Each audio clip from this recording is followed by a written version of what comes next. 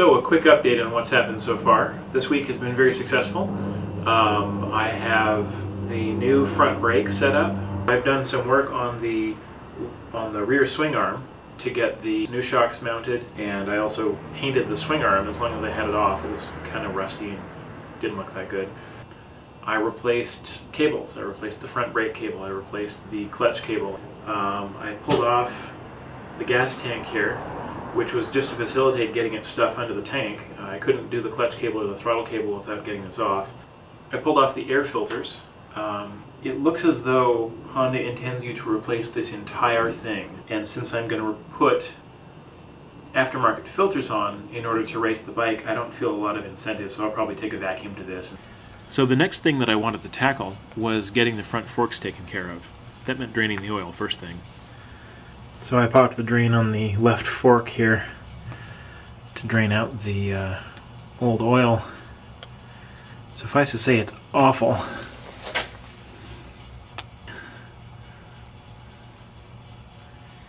It's this awful army green ooze. But the other part that came out was this about a quarter cup of water. Shall we see what's inside fork number 2?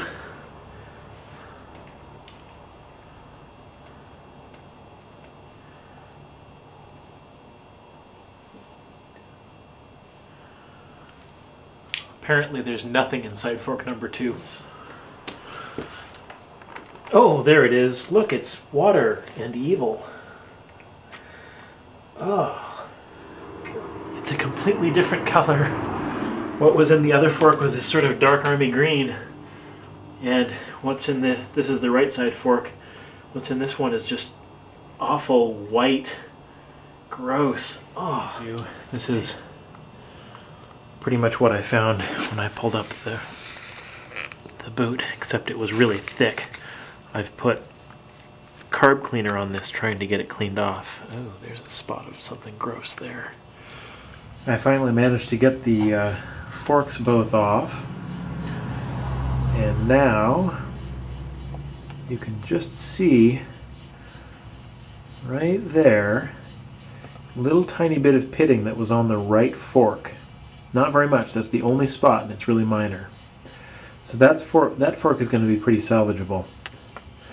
But the left fork, oh boy. There's some more. Yet more. This is the deepest right here. That's absolutely just awful. It's more than a millimeter deep.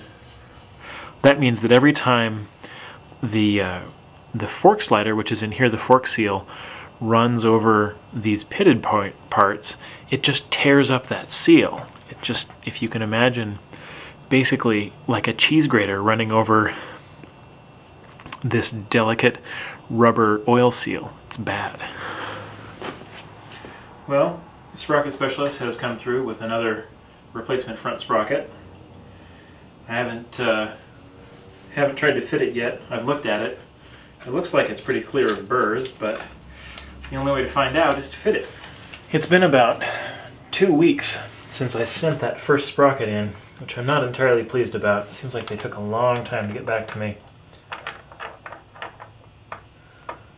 But maybe this one will fit. Maybe some grease. Wish me luck.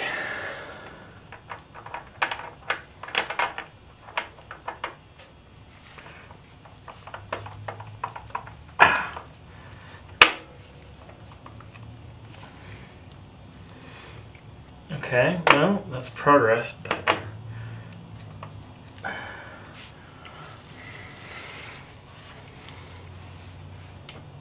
ooh! Ha ha ha! Amazing. I didn't think that was going to go on. Look, it's finally on. It's finally all the way on. So, my lovely chain, can you see it? There we go, a little bit better.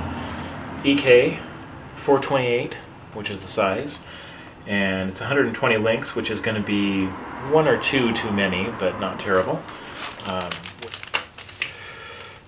For this bike, I will be using what's called a clip type master link, which you can kind of see there. Okay, so I've kicked the rear wheel as far forward as I can get it, and what I'll do is I'll take the chain and pull it together until it's just a little bit loose and see how many links it looks like that'll take. Then any excess links I have I'll take off by grinding off the head of one of the pins of the Dremel and pushing it out with a chain press. So I think for this operation I'm going to set this to about 10,000 RPM, and I need to find my goggles. Because if there's one thing that you don't want to do while grinding, it's have unprotected eyes.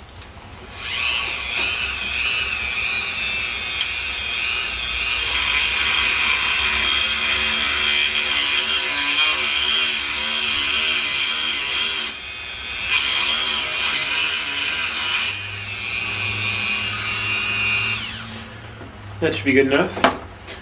The goal here is to get this piece so that it's shiny and basically flush with the chain plate. Okay, so here's the chain tool kit. So that pin comes out. What you want to do is have it actually retracted back a little bit. Then you take this and you center it over your chain plate.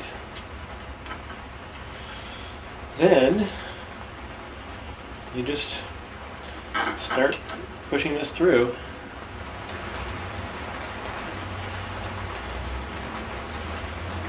So now, yeah, it just comes right off.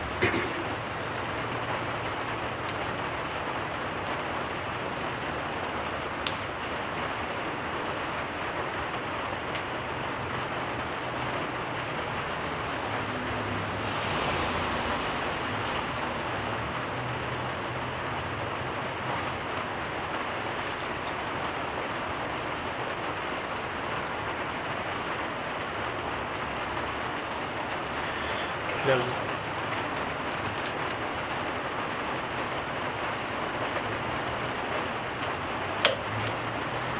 And there we go. Clamp them on about where you want them to be.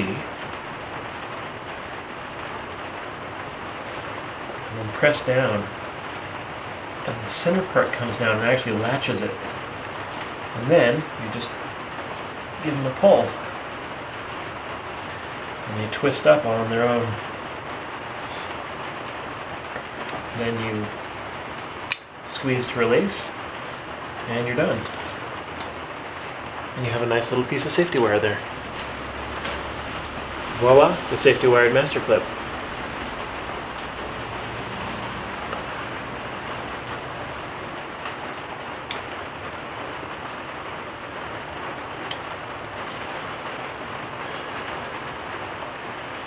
And then, I think that just gets folded over.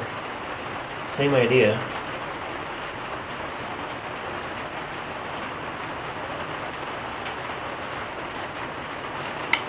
I'm sure I'll get someone telling me I did this all wrong, because I've never done it before, so I'm willing to bet that I am doing it wrong. I just don't know the right way to do it, so...